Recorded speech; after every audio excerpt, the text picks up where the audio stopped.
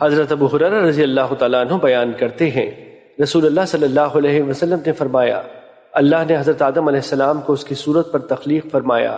ان کا قد 60 ہاتھ تھا۔ جب اس نے انہیں پیدا کیا تو فرمایا، جاؤ اس جماعت کو سلام کرو۔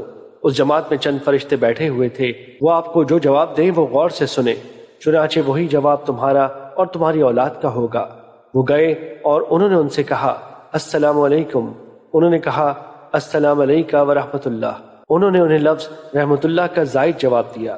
فرمایا، جنت میں جانے والا ہر شخص صورت آدم پر ہوگا، اس کا قد 60 ہاتھ ہوگا۔ ان کے بعد پھر مسلسل اب تک قد و قامت میں کمی واقع ہوتی چلی آ رہی ہے۔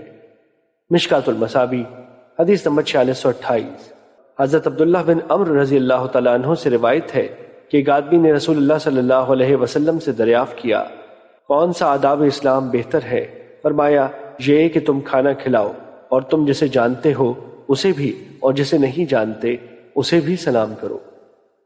مشکات المصابیح حدیث نمبر 4629۔ حضرت ابو ہریرہ رضی اللہ تعالیٰ عنہ بیان کرتے ہیں، رسول اللہ صلی اللہ علیہ وسلم نے فرمایا، مومن کے مومن پر 6 حق ہیں۔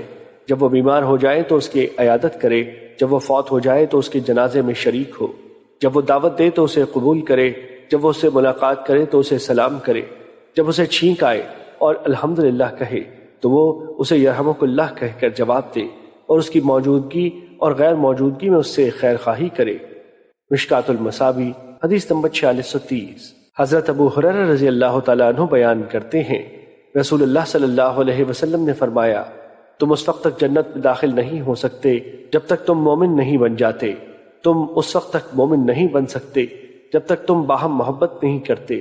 کیا میں تمہیں ایسی چیز نہ بتاؤں جب تم اسے کرنے لگ جاؤ گے تو تمہاری باہم محبت ہو جائے؟ آپس میں سلام پھیلاؤ۔ مشکات المصابیح حدیث نمبر 4631۔